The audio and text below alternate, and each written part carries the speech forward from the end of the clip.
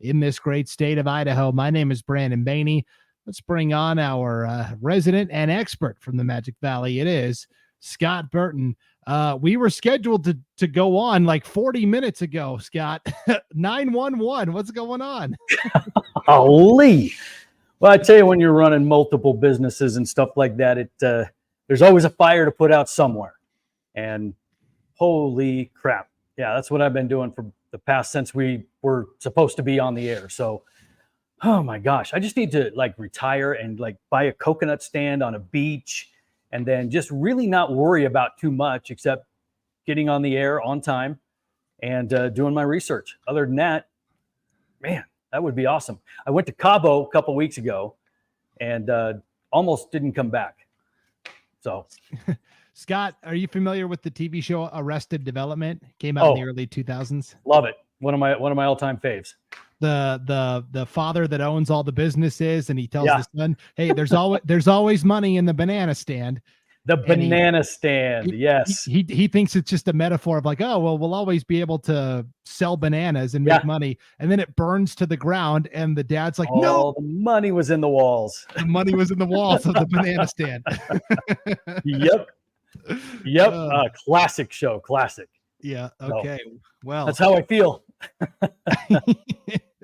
Well, we're a ways off from retiring or starting that banana stand business. So I guess for now, we're just going to have to focus on what's directly ahead of us. And that is the start of another high school football season, Scott. It's pretty incredible that here we are. And it's not only football this week, but golf has started already. We're going to have volleyball and cross country and also soccer all starting up this weekend. Yeah. I mean, when it starts in fall, it starts. I mean, you're talking for at least the 4 and 5As or the 5 and 6As or 12As, whatever it is now. It's 7 sports at least going on at the same time or the same season. And a lot of times, we're going to have football, volleyball, soccer all happening at the same time on the same campus, and it gets absolutely bananas. So yes, here we go. Speaking of bananas, right? From the banana stand. Okay. I did want to just note just a couple of small things, and then we're going to get to our topic today, which is 5 big questions ahead of the football season.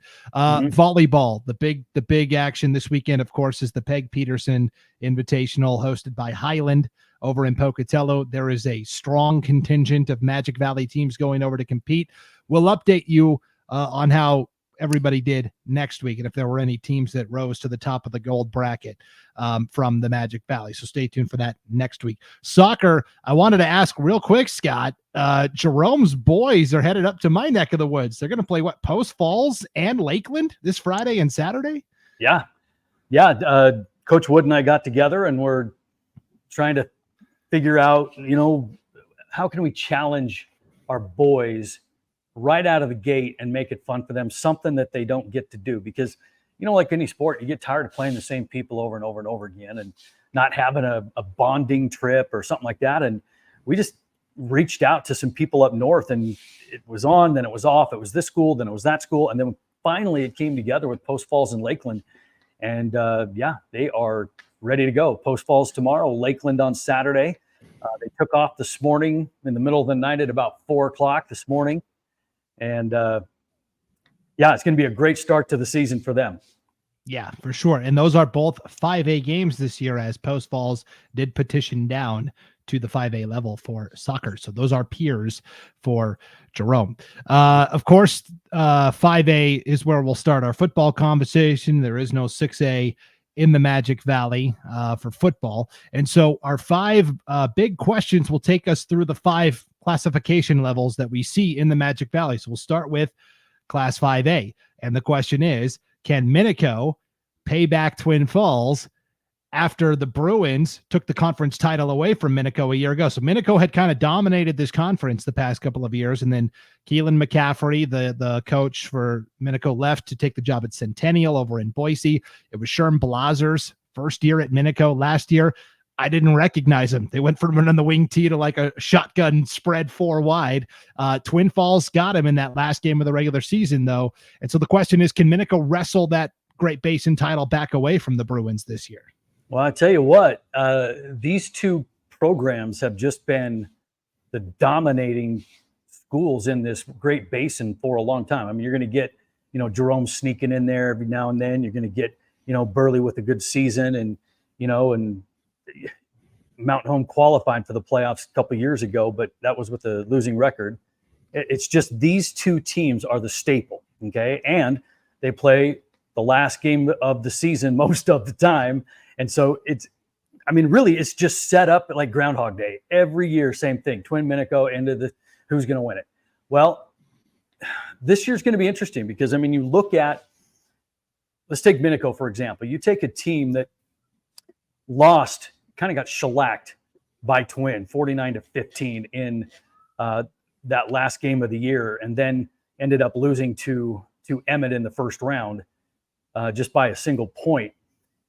This is a team in Sherm Blazer's first year that changed everything. It had been the Tim Perigo, Keelan McCaffrey, wing T, 3 yards in a cloud of dust. I don't know who your receivers are. Do you have any? Doesn't matter. We're going to run the football and you're going to stop us. That was Minico for so long. And then all of a sudden, Blazer comes in, changes everything.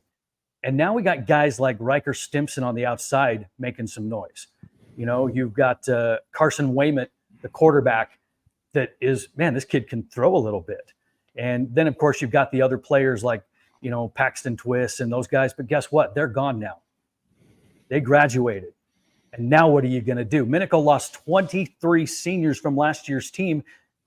And now who's going to take over? Because in a system like they had with that wing T, it is really just next man up mentality. But now you're talking about a different skill set in a different offense. All right. So you just don't have somebody that can take a snap and turn around and hand it to the right guy. You need somebody that's going to throw the football. So who's going to take Wayman's place? And right now, it could be Dax Hartley. It could be Braxton Trinkle. Who knows? And the one thing that they do have coming back that's really, really strong for them, well, they got a couple things. They've got the running back, Preston Sonner-Cranny, coming back, and that kid's tougher than nails, 2-time state champion wrestler. So, the gap-toothed guy that just, the big old grin. You love the kid. He's just one of those kids you just love to watch play because he plays so hard. But they've got 4 of their 5 offensive linemen back. And that is what's going to make the difference, I believe, for Minico. Certainly their strengths, their weaknesses are going to be their skill positions. But that offensive line is really going to be something. And so is going to be, Preston Sonner-Cranny. And then can the quarterback position find some stability and not be a liability, right? But we're going to learn a lot in their non-conference schedule. These guys play Skyview. They're at Bishop Kelly. They play Madison, and then gearing up for the last game against Twin Falls. So this is going to be a different Minico team. And I'm interested to see who steps up. We know where the strengths are. Who are going to be the guys in the skill positions to step up? And Scott, you want an idea of how Minico is going to look right out of the gates? All you have to do is tune in to IdahoSports.com this Friday night. We will be in Minico for that monumental non-conference showdown with Skyview for Magic Valley game night. It's going to be a 7:00 kickoff. So it's going to be a good time on IdahoSports.com for sure.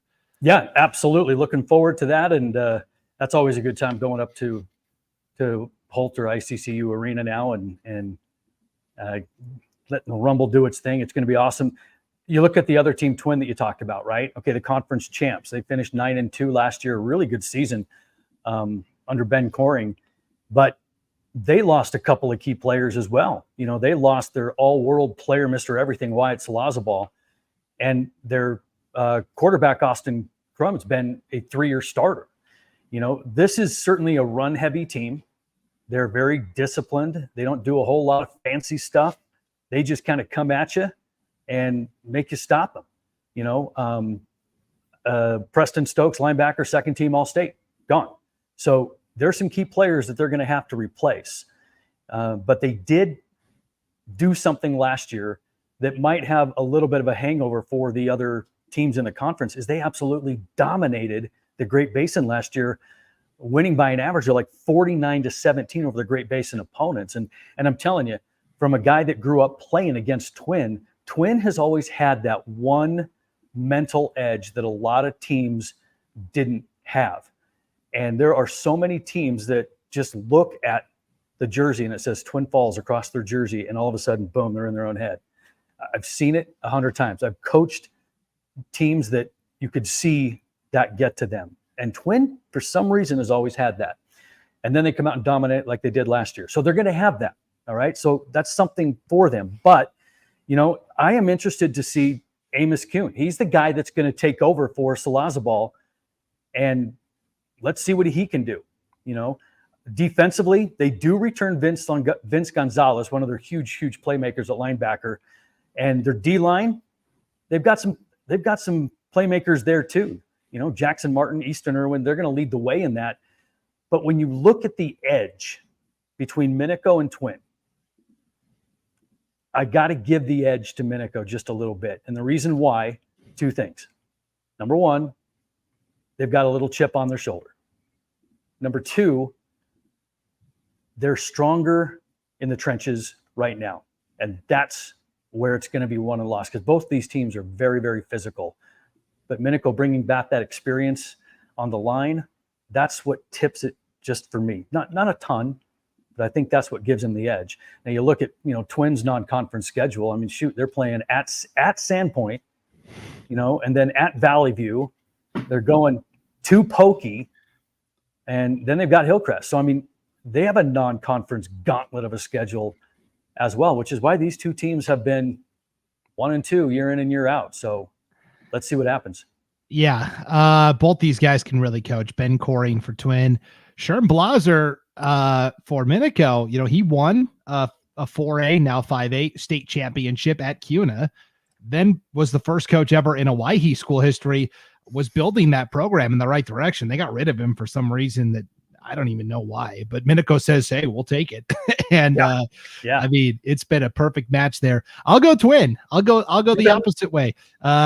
They've got just still some incredibly talented playmakers coming back. Dalton Carter in the secondary he's the toughest guy in the league. I mean, you just don't want to throw anywhere near that guy. He's going to have an entire zip code his side of the field.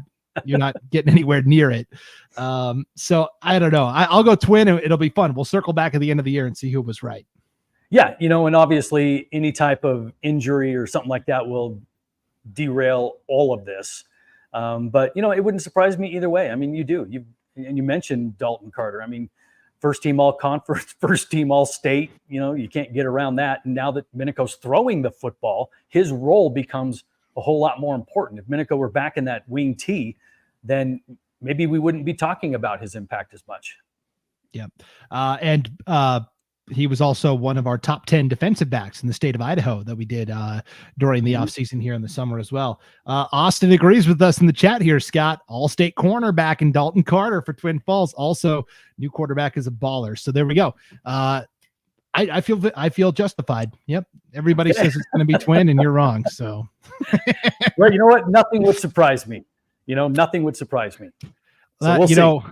Last year, and we're continuing it this year, our IdahoSports.com pick six, where our 6 Prepcast personalities pick 6 contests every week during the football season, 1 for each classification. Last year, I believe I was the only person that picked Twin Falls to beat Minico. Everybody else picked the Spartans. And so, they were happy to welcome me into Bruin Nation. Probably, I don't know. I'm friends in Twin and Minico both. So no matter what I say, one's happy, one isn't. Friends, I'm going to get text. Doesn't matter, from somebody. I'm sure Trinkle's going to text me. I'm sure Sean's going to text me. It's all good. Yeah, for sure. All right. Well, our second burning question ahead of the football season takes us to the 4A level, where Kimberly, this last year and this year are kind of the 2 years where Kimberly is pushing all their chips to the middle of the table, as it were. Last year, Kimberly head coach Joe Dilley told us basically like, hey, we've got a lot of nice trophies in our trophy case, but we want a blue one. We've got plenty of the other colors. We've never won a blue one that you get for taking first place. And Kimberly got close, but they just, when you get to the end stages of the postseason, you're going to have to beat a Sugar Salem or a Homedale or a Weiser or a Teton or somebody really good. So Kimberly didn't quite get there. They did graduate their quarterback, Cade Larson, two-way standout running back, linebacker, Michael Goff. But boy, they sure do bring back a lot of talent from last year's team. Is this the year that Kimberly finally cashes in and wins it all?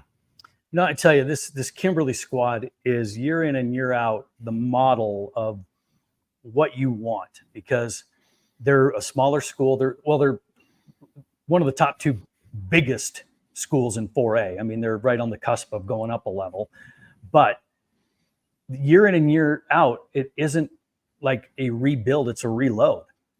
And it doesn't matter, who they graduate or who transfers out. It doesn't matter. They are competitive. They trot athletes onto the field no matter what happens. And you look at it just like you hinted at. I mean, these guys lost running backs Goff and Stringham and Cade Larson, their quarterback, and they lost Hammond at receiver, and that's Dilly from the line, and Child and Tilton at linebacker. I mean, you can go down the list of people that they lose, and you're like, how are they going to put it back together? They're only a 5 or 4A school, but then you look at, wait a minute, they do return a lot of dudes because they have a lot of dudes out for football. And that is something that a lot of schools don't have, is they don't have the volume or the depth. And Kimberly's got it all, and they always have. I'm interested to see a couple of things with the Bulldogs. I want to see their quarterback play, McCray Bruning taking over, and I want to see the team, how it comes together, because when you've had Cade Larson kind of running your show, I mean, there's a natural leader in that position. Now you're going to get a new guy. How well can he lead? Can their O-line stay healthy? I mean, Thurnagel and Stringham are going to anchor it, but what do they got there? And they do have speed, Mason Jensen, Riker Larson, AJ Walker. I mean, they've got some players coming back. But is it enough? I don't know. It seems like it should be enough every single year. But it's just one of those things that Kimberly just has a hard time getting over the hump. And, to their credit, I mean, there are some solid teams that they have to play, when they get to, the state tournament. I mean, they lost to Weiser 35-32 last year in a game that was absolutely wild. And I was there. And it was bananas. And this is what happens all the time. They run into these great teams in 4A, 3A. Let's see. Kimberly's got enough. Can they get it together? Yeah, that loss to Weiser last year in the quarterfinals, 35-32, was the first and last loss of the season for Kimberly. They were 10-0 going into that game, and you could just feel the heartbreak last year for Kimberly. So yeah, we'll see if the Bulldogs can load it up and get it going again. But it's going to be fun to watch. Sure. And again, Kimberly's one of those teams that they're going to load up their non-conference schedule, and it's really going to test them and to see where they're at. I mean, they're at Fruitland, and then they play Sutter Union, California. And that's a pretty solid team with a really good dual threat quarterback. And so it'd be interesting to see kind of how they do there. I mean, they got Snake River, Homedale, Sugar, and then they have their bye week. And then the last 4 games are all conference games. So the schedule couldn't set up any better for them. These tough non-conference, get a bye. Let's start our regular season. Scott, you're going to be able to watch the Kimberly Bulldogs a lot this year on IdahoSports.com for the reason you just said, because their non-conference schedule is chock full of these juicy matchups. In fact, Kimberly's season debut at Fruitland this Saturday night on IdahoSports.com, Treasure Valley game night. And then the following week, we're broadcasting the Rocky Mountain Rumble again. So you'll get to see Kimberly play Sutter Union. And then I think we've got lined up on the schedule as well when Homedale comes to Kimberly. I mean, that's going to be a monumental clash. So, I mean, if you're a Kimberly Bulldogs fan, you're going to get to see your team a lot this season on IdahoSports.com. And that's a testament to the schedule that they have put together. But it's going to be a lot of fun. Absolutely. So looking forward to that as well. All right. Big question number 3 takes us to the 3A ranks. This used to be Class 2A, where for the longest time we had a cozy, intimate 2-team Canyon Conference with Declo and Wendell. And Declo, of course, got all the way to the state championship game last year where they fell to West Side. It was a bit of revenge. Declo had beaten West Side in the regular season. West Side turned the tables on them in the championship. Wendell also got to the playoffs last year and then lost in the opening round of the postseason. But the question here, or the new wrinkle, is Declo and Wendell are no longer hoofing it on their own. With Bear Lake moving up a classification, it created an opening over in District 5, the Southeast Idaho Conference, where basically you were left with 4 teams: Aberdeen, Malad, Soda Springs, and West Side. And they said, well, what fun is a 4-team conference? Well, let's see if Declo and Wendell want to join. I don't know who initiated, but long story short, Declo and Wendell have joined the league. Districts 4 and 5 have combined for what looks like a pretty solid 6-team conference. So the question is, now that Declo plays West Side, it's going to be a conference game, and it could be for the conference title this time around. How do Declo and Wendell fold into what's historically been a pretty strong league?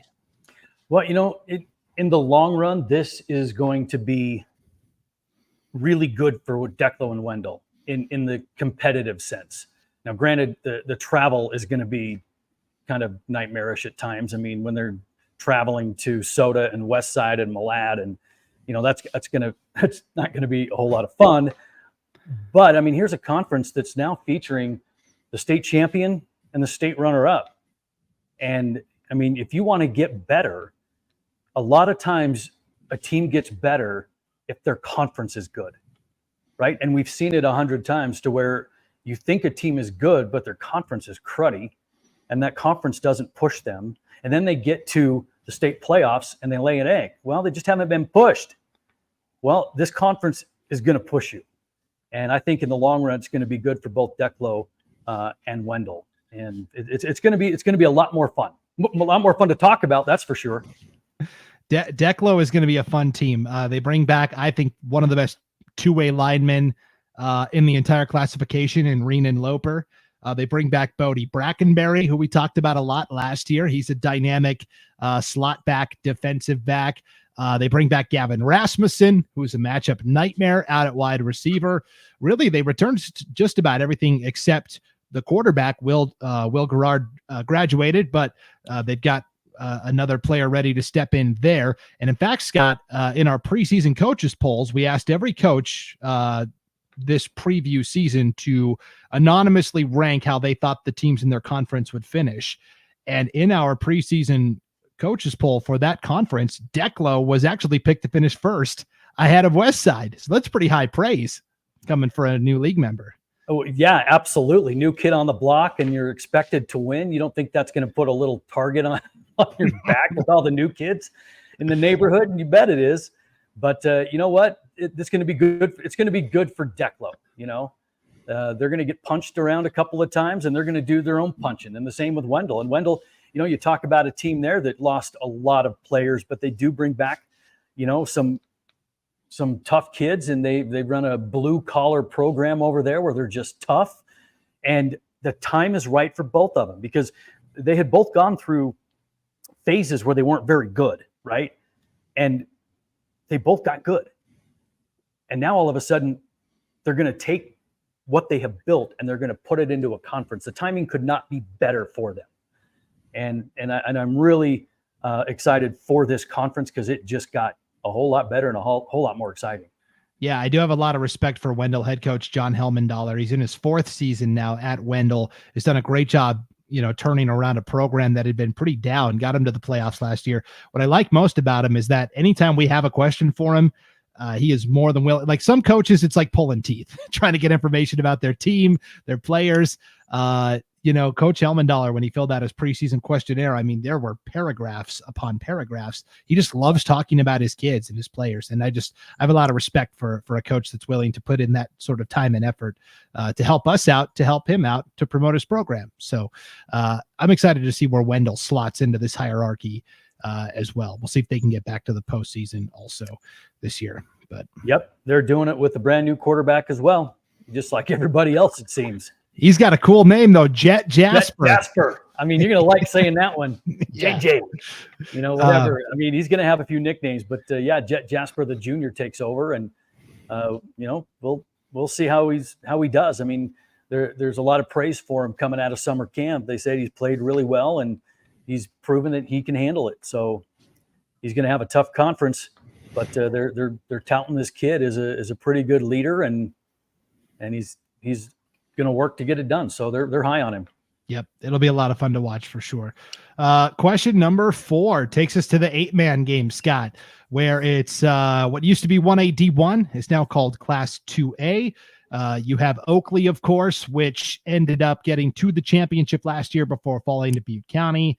They were picked to finish tied for first in our preseason coaches poll with Murtaugh. We'll talk about them on a future Prepcast. A lot of buzz around Murtaugh this year, even though they lost their all-state running back, Junior Benitez, and their head coach, Todd Jensen. But optimism is high down there. But the big question I had for this conference is Hagerman is making the move up to the 2A ranks. In fact, Scott, 2 of the final 4 teams from last year's 1A D2 postseason, Kendrick and Hagerman, are both up a level now. So that's created kind of an opening at the 1A level that we'll talk about here in a second. But my question is, Hagerman is pretty good. I mean, they bring back a lot of the horses that they had last year on that semifinal run. How do they fit into what we have long considered to be one of the toughest 8-man conferences out there with Oakley and Raft River and Murtaugh and all of these great teams?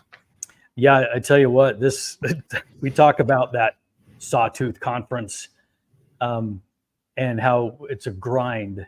And Hagerman, I tell you what, if they're gonna get into it, this is the year to do it. You know, they only graduated 2 senior starters from last year's team, and they're bringing back. But don't get me wrong, they were huge starters. I mean, you're talking about Wyatt Hoskebek, you know, running back, defensive end, team captain, you know, and then you first team all league, and then you got Alex Asher, first team all state and all league. I mean, those guys are going to be really, really tough to replace. I mean, you're losing your leaders, and you're losing guys that were just dudes, but you're only losing 2 of them. And you're bringing back your junior quarterback, Wyatt Mavenkamp, who is the real deal. I mean, this kid I was so impressed with last year when I called the Kendrick Hagerman game, even though Kendrick laid 88 on him. This Mavenkamp kid, you're like, man, this kid is a youngin', and he is going to be something. So as long as he is there and he's healthy, he's got weapons. He's got Kai Kendall and Seamus Merrill, Martin Gonzalez. And, you know, when you talk about Kendall, I mean, this is a guy that racked up, you know, over 2,500 yards from scrimmage last year to go along with 30 touchdowns.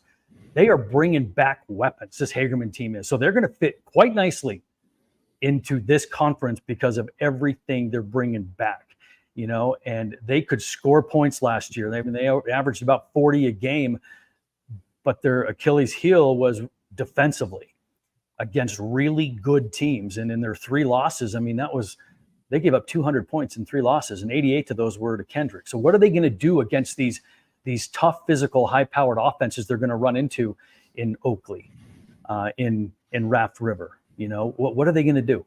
But I think it's going to be a great conference. Hagerman's going to fit in quite nicely. Yeah, here's Austin in the chat. Big athletic team in Hagerman. Saw them at camp.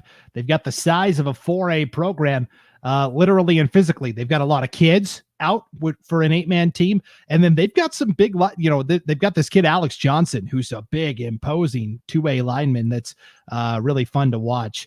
And Hagerman's got a coach who's been around the block as well. And Bill Hicks, I mean, he started way back in the early 90s at Burley and took the Bobcats to the cusp of winning a state title all the way back when.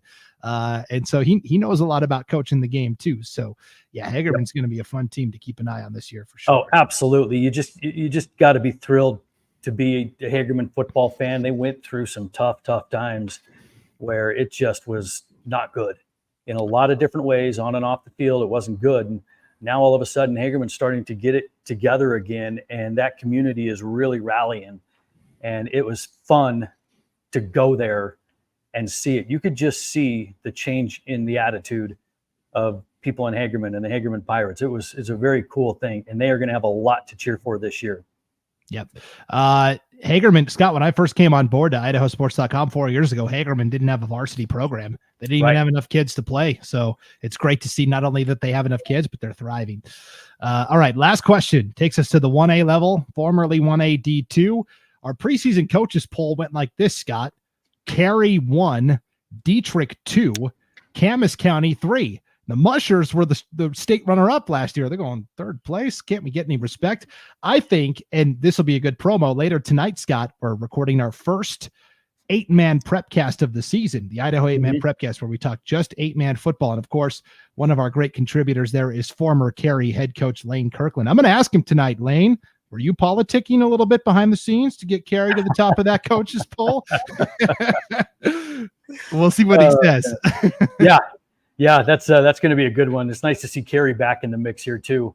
I'm interested to listen to that tonight and see their thoughts on this 8-man thing. But this Camas County team, I'm just kind of fond of them, like I am some of these other smaller schools, because we coined Year of the Musher and it's stuck and it's still being thrown around. And last year was the Year of the Musher, even though they didn't quite pull it off in football. They had a great basketball season. And so this is a Camas County team that is going to undergo a little bit of change. I mean, they lost their head coach. Rusty Kramer is gone. And in steps, Ben Walter. But he's not a stranger to the program. I mean, he spent 8 years as their defensive coordinator, plus, 4 years at the junior high and then in, the youth football program. So this is a guy that just knows Camas. He knows Fairfield. He knows how this works. And so it's not like they're going to have to adjust to a new personality. They know this guy. I think the key to Camas is, what are they going to do with the quarterback position? I mean, Tristan Smith was as good as it got. I mean, this was a kid that was on a different level when you talk about the quarterback position and the way that he would just be so hard to tackle. You just couldn't bring him down. What are they going to do with that position? And I think that's a huge question. But, they lost, Tyson Tupper and Zach Pittock and Trevor Tews. And, they lost some players. But that quarterback position is the one that really interests me. Yeah, you didn't even mention Tristan's twin brother, Troy Smith. Yeah. Yeah. Troy right there. I mean, he was a guy that really had the work ethic and motivated people. So, I mean, yeah, absolutely. They lost some people. But Tristan is going to be the one at the quarterback position they're going to really have to replace. The nice thing is they do return 2 of the 3 starters on the offensive and defensive lines. So you do have that foundation to build around. And a lot of those backup skill players did see a lot of time last year, because Camas County was in a lot of lopsided games where those young bucks were getting some run, late in the contest. So we'll see. I don't think Camas County is going to be as big of a drop off as people are predicting, but we'll see. Look at this logo, this new logo they've got for the season, Scott. Check out this. Look at that logo. That's slick. I love that. Dude, I would wear that. I'm a Georgia Tiger. I would wear that. That is bad. I love that. Yeah, that's the new logo they're rolling with. So that's pretty cool. One thing I did like about Ben Walter, the new coach, he got the job and then he said right away, like most coaches do, hey, I want to have a meeting with parents, players, a program meeting. But he didn't open it to just the high school athletes. He said middle school and all the way down to even 5th grade. He said, if you're a 5th grader through a senior, I want you to come to this meeting because I want to outline, my vision for the Mushers program. And that's really the most successful coaches, whether it's 11-man, whether it's 8-man, mostly in these smaller communities that don't have the luxury of picking from over 1,000 kids. The most successful programs are the ones that can start training and teaching a couple of basics at that 5th grade level, and then you add a little more to their plate as they progress through. I thought this was a great idea. Oh, absolutely. I mean, you've got to start things off on the right foot. I mean, if you don't have people on the same page with your vision, no matter what position you're in, you're just asking for trouble. And so that's just experience talking, from Coach Walter. I mean, first-year head coach, not a first-year coach, so it was an absolute must. Get everybody refocused, and here we go. And, and they're also doing it with the new athletic director too, so Michelle Rootman is taking over, but she's been a pillar of the community coaching as well. And, when I talked to her a little bit, she was just, telling me what a Musher stands for. It's hard work, it's dedication, it's responsibility. And the Camas Mushers are the same. We're just like the Mushers, which really echoes their logo too. I mean, all of it just comes together. And it becomes a rallying point, for a team, for a community, when they have that, and they have that with the musher. And it's, man, they're excited in Fairfield. It's a whole community event whenever something happens there. And then you kind of put the success they've had lately with this, man, the excitement that it generates for that small town is just crazy. But like we said, this is going to be an interesting year for Camas. Not like they don't have players, but they're going to have to replace the quarterback position. And, they're not D1 or A1 D2 anymore. They're it's all. So they're actually sort of in a way stepping up a little bit. And Cary is now in the mix. Richfield's in the mix. So it's going to be a different landscape, but it will be interesting nonetheless. Good luck to Camas.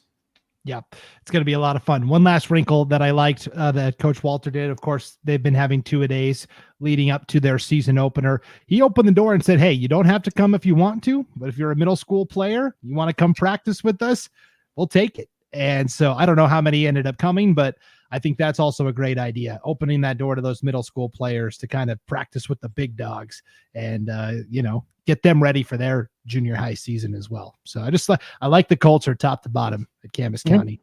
Yep. Oh, that's number one. I mean, if you don't have a culture, you don't have anything. You can have the best talent, but you don't have a culture, it's tough to win. Yep.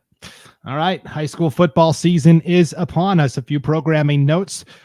We've got previews for every single high school football team in the state of Idaho. We've got 95% of them in on our website right now at IdahoSports.com. You can read up on your favorite team or perhaps your first opponent and be ready to go. And also something new we're launching this fall, Scott, is a new show we're going to air Thursday mornings at 8:00 Mountain Time called Gem State Game Day. It's going to be, think of like a college game day like ESPN does. We're not going to be traveling, but it's going to be about an hour long. We're going to break down the big headlines, preview the biggest matchups. We're going to have a player interview, a coach interview every week. We're going to make our game picks. It's going to be a lot of fun. Our first episode of Gem State Game Day dropped earlier this morning. You can find it on the IdahoSports.com YouTube channel, Facebook page, or Twitter account. And then Thursday night, Scott, every Thursday night from now to the end of the season, we'll have our Idaho 8-man Prepcast as well with Will Henneke and Coach Lane Kirkland. So I know there's a lot of 8-man fans in the Magic Valley, especially. So Thursday nights is when you can be able to tune in to all of those throughout the season. Absolutely. We are continuing to add stuff, to grow, to just be more than a score. That's right. It's awesome. I love all the content. We want to have as many items on the menu as possible, and that's what we're striving for here. So I'm stuffed for now. Speaking of menus, Scott, great work as always. Appreciate it. Likewise, my friend. Yeah, good luck. What's your first home athletic event? Soccer? Well, it depends on how you look at it. Tomorrow night, we have our kind of kickoff event for the year. It's the first responders game. And that is where we bring in all of our firefighters, police, EMTs, nurses, doctors, all of them, Jerome. And we try to bring as many as we can't bring all of them, or there's going to be nobody to govern the town or take care of sick people. But we get as many as we can. And they put a flag football team together, and they scrimmage our alumni that we bring back.